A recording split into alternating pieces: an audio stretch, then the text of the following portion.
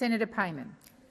Thank you, President. Just on a point of order, it's been a whole 59 seconds and the minister hasn't mentioned Western Australia. This is really just a genuine question of wanting to know what's happening. So can you please redirect the minister? Thank you, Senator Payman. The minister is being directly relevant to your question.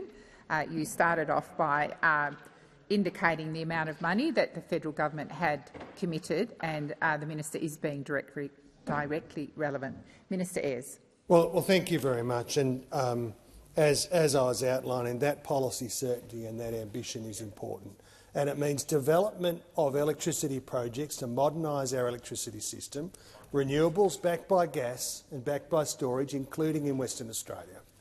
And that is vital for new industry. It is vital for blue-collar jobs, including in Western Australia, where there's shared ambition of the Albanese government and the Cook government to make sure that we're driving production in iron production onshore, critical minerals production onshore, means that people should, when they're opposing these wind projects, count the cost of getting in the way of these projects in blue-collar jobs, because that's what they are. That's what they are doing.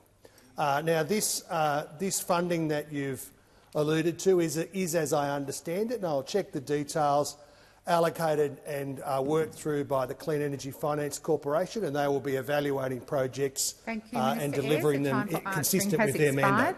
Senator Payman, first supplementary. Thank you, President. Minister, announcing money is not the same as delivering it. The Yindjibarndi Energy Corporation, which has proposed the Chichester Range Corridor project, does not expect to receive Rewiring the Nation funding until late 2027. What is the government doing to alleviate the red tape that is causing such unacceptable delays? Thank you, Senator Payman. Minister Ayres. Well, thanks, Senator Payman.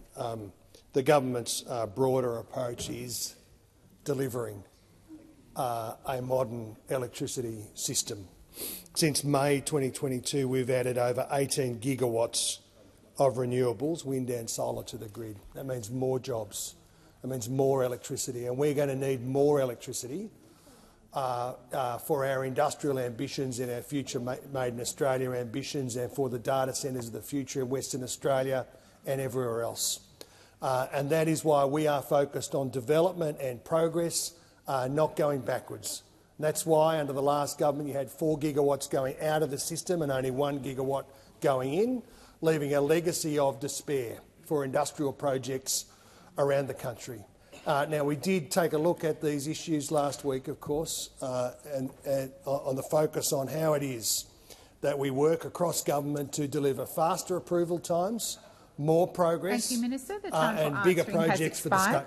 Senator Payman, second supplementary. Thank you, President. I love how the minister used the last 6 seconds to allude to the question and try to answer it. But according to the ABC, $3.54 billion has already been allocated to projects in New South Wales and Victoria.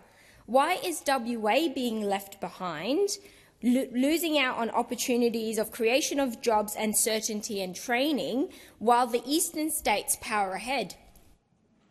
Thank you, Senator Payman. Minister Ayres. Well, the way that you characterise that, Senator Payman, is completely at odds with the record of investment, and also have to say with the attitude of the Western Australian government to these questions. They have ambition for Western Australia. They are focused on industrial development and on the development of the electricity system that will be required to facilitate that development. That means more jobs in the outer suburbs, more jobs in regional Western Australia, and we will not lose sight of any part of Australia, particularly the industrial regions of Australia that need this development. And what we won't be doing is being out there like the team over here, opposing wind projects and solar projects and transmission projects that are required to deliver for blue-collar jobs. They hate blue-collar jobs over here. We're determined to back them.